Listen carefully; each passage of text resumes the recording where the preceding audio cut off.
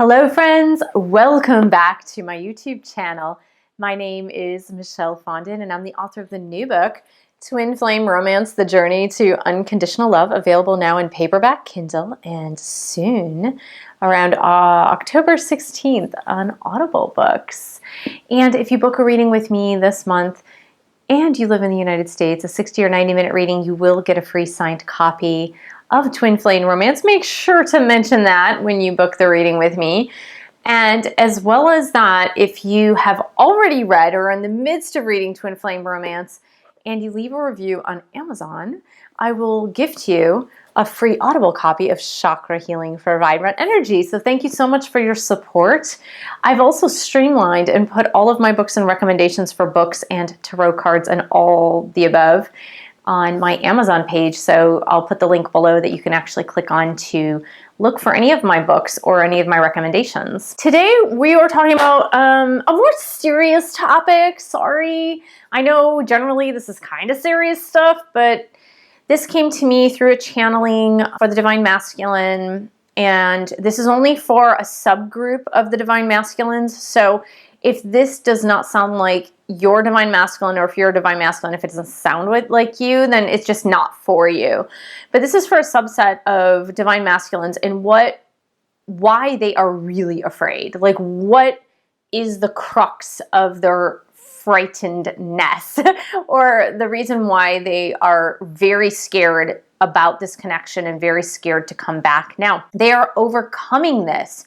It's not like they're just afraid and they're going to go away and stay away. They are in the midst of overcoming this, but it takes time. Awakening takes time, you guys. So it's just that this fear is a really, really deep-seated fear.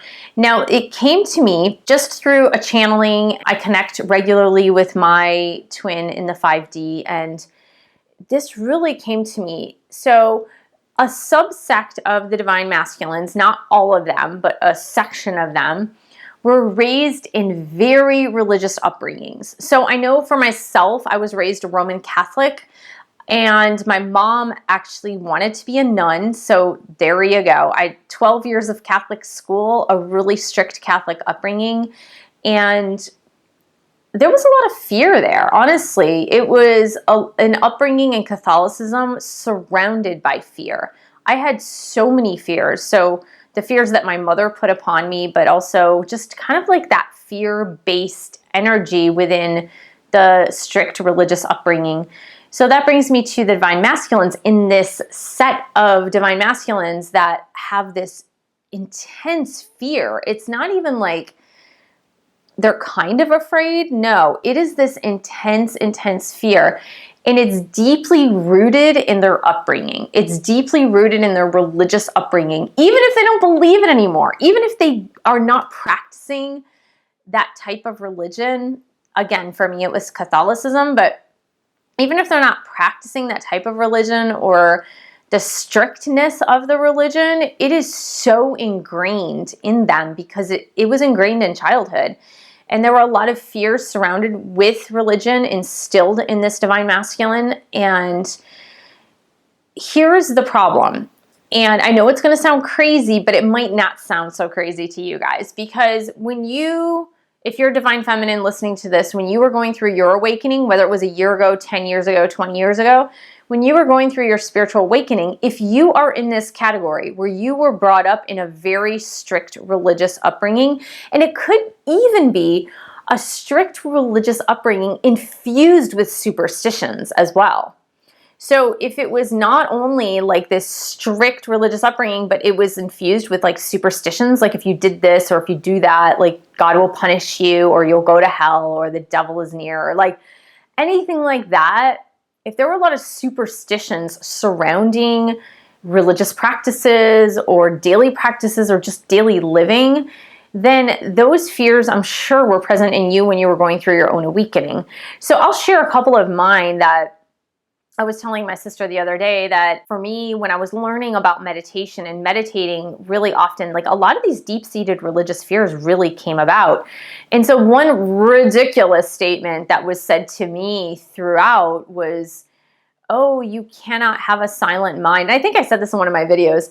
You cannot have a silent mind because that'll allow the devil to come in and take over your mind. Just like ridiculous things like that. Or one of the other ones was yoga is evil. Like, you can't practice yoga. It's against Christianity because that comes from Hinduism. And Hinduism is they believe in many deities, and that goes against the first commandment. So there was like all these voices in my head.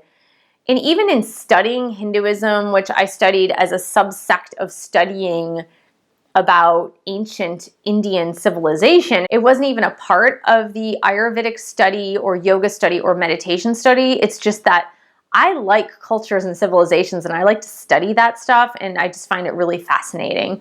Not that I don't like history, but I do like studying about people, civilizations, traditions, all of that. I really enjoy that.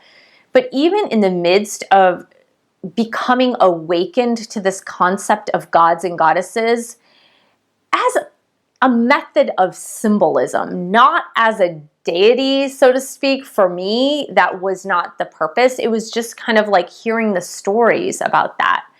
And even delving into that, it scared me. It was really weird, but it's just these deep-seated religious like fears that are instilled in childhood. They stay with you, and they're really hard to get rid of. No matter how hard you try to get rid of them, they're going to come creeping back up on you if you don't deal with them. So for this subsect of divine masculines who were brought up in strict religious households, when they started awakening, or when they felt this connection with you as the divine feminine, when they started feeling this connection, they got completely freaked out. Because, okay, A, the connection's very intense. B, they fell in love with you instantly, and they just had this feeling of like extreme vulnerability, emotions spinning completely out of control, and unexplainable feelings that they could not put into words, and they thought they were going crazy. So that's part of it. But the other part of it is stuff that you guys know as divine feminines who are fully awakened, is that in the twin flame experience, you start to experience things in the 5D, in the spiritual realm. So the problem with that is that when you have things like telepathy happening, where you hear your twin's voice, and I'm getting chills right now, when you hear your twin's voice and your twin hears your voice, not only will they think they're going crazy, but because of that strong religious upbringing, it's going to bring to mind like demon possession or something like that, or something bad or something evil. They're not going to associate it with something pure or something heavenly because of those fears of the upbringing. It has nothing to do with you, the divine feminine.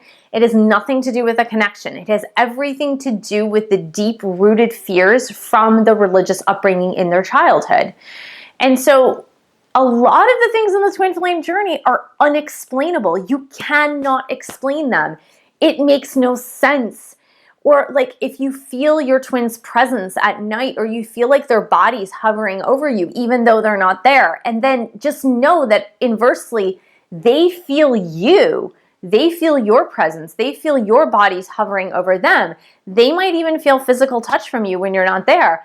And so all of these things are freaking them out because they're thinking about ghosts. They're thinking about demons. They're thinking about possession.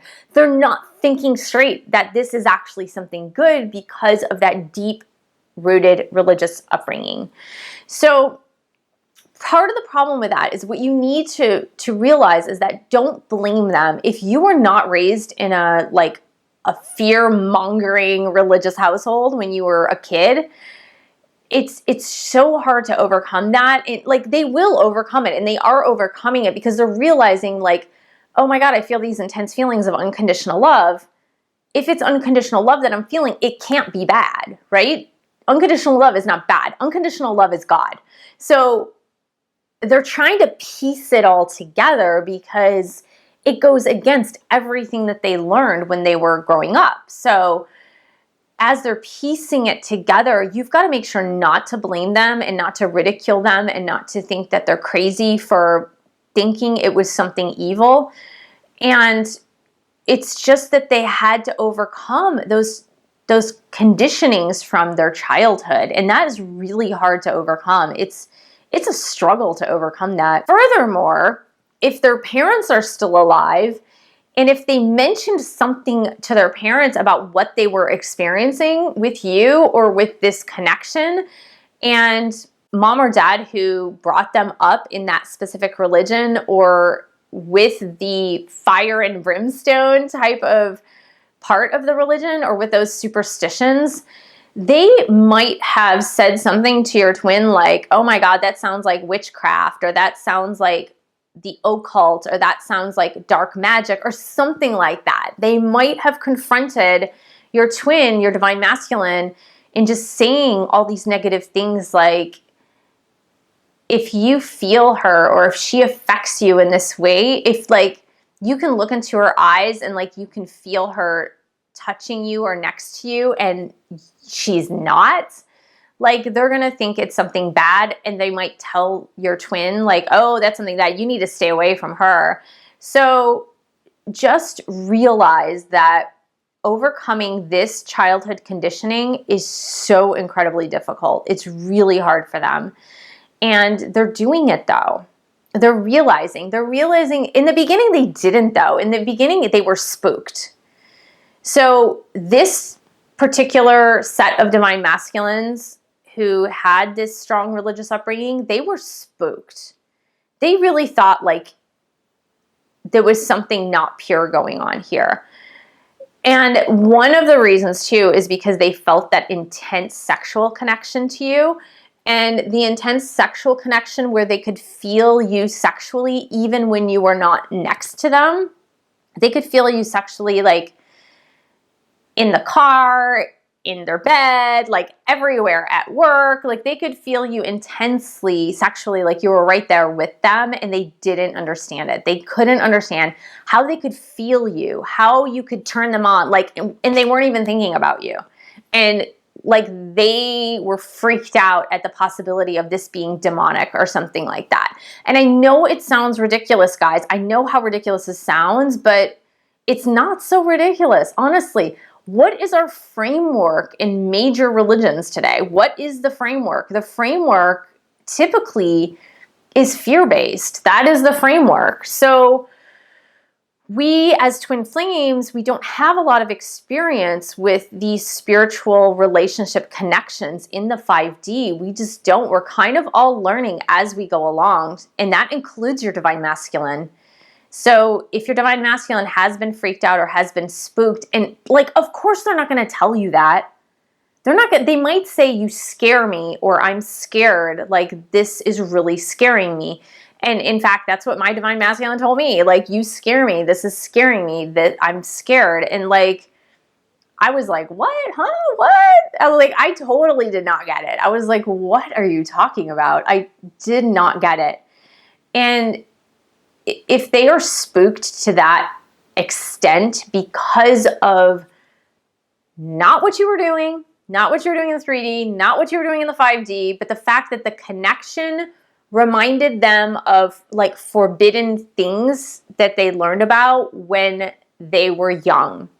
And those imprints when you're young, they last with you forever, and they're really hard to overcome. So just cut your divine masculine some slack and be patient, be compassionate.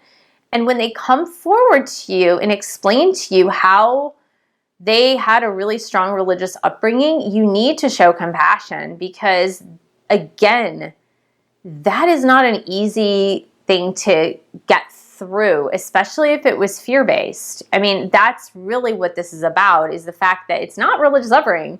It's the fact that it was very fear-based. And so they were conditioned to believe that anything happening in the supernatural that actually happened, which is kind of ironic, isn't it? Because isn't spirituality and God's a supernatural concept? But then any experience that humans can have supernaturally is not of God, according to these religious teachings? That makes no sense, right? So I don't understand it. But, you know, it took me being raised Roman Catholic, really strict religion in the sense of the religious upbringing I received was very strict. Even with that, like, I had a load of stuff to overcome. Even in doing readings, I had a load of stuff to overcome. I shared in my story that I was psychic and I talked to God and the angels from age 5. Like, I was young. And I never thought it was abnormal. I thought it was totally normal. But then I never told anyone because for some reason I had a feeling that my mother would not accept that. No, she kind of accepts now that I do what I do, but I don't think she fully understands it. I think she's kind of like, what is that? Like, I don't really get it, but okay. Like, sometimes she'll say to me, can you ask your angels this for me? But I don't know. I don't know if she fully gets it, but she's not as fire and brimstone as she was back in the day. I think things shift maybe, but it's very strange to me. So there was a lot that I had to get over too because of my strong, crazy strong religious upbringing and all this like fear, just tons and tons of fear surrounding that. So I hope this helps to give you perspective for your divine masculine if they fall into this category in why they're so spooked, like why they've been so afraid and they haven't fully embraced the 5D experience with you because it's scary for them. It's really scary to proceed forward and move forward. And this is the last thing I'm going to say. Some of the divine masculines, not only do they have these strong religious upbringings, but they have also, some of them in conjunction with that, have had mental health issues. So maybe anxiety, depression, maybe schizophrenia, maybe bipolar disorder, which are managed by medications for the most part, or maybe they've managed it through alternative health care as well. And so just take the mental health issues coupled with the strong religious fear. And the problem with that, when you're having these experiences in the 5D, it can seem like you are literally going crazy. So that is even more reason to be like really ultra compassionate toward them, because I know that at times during this journey, you have felt like you were going crazy. Now, just couple that with someone who has this intense fear because of childhood, growing up in a strong religious family, and having had a mental health issue that is under control, but just put those two together, and that really creates a lot of fear. Be gracious, be kind, be gentle, be humble. Stay on course, you guys. You're doing great. Thank you so much for joining me. Thank you for subscribing to my channel below. Please hit the bell for notifications. Thank you for sharing this video with other twin flames. And thank you for pledging your support on Patreon or buying a book. The link is below for Patreon, www.patreon.com/Michelle S. Fondin. And I will see you in the next video.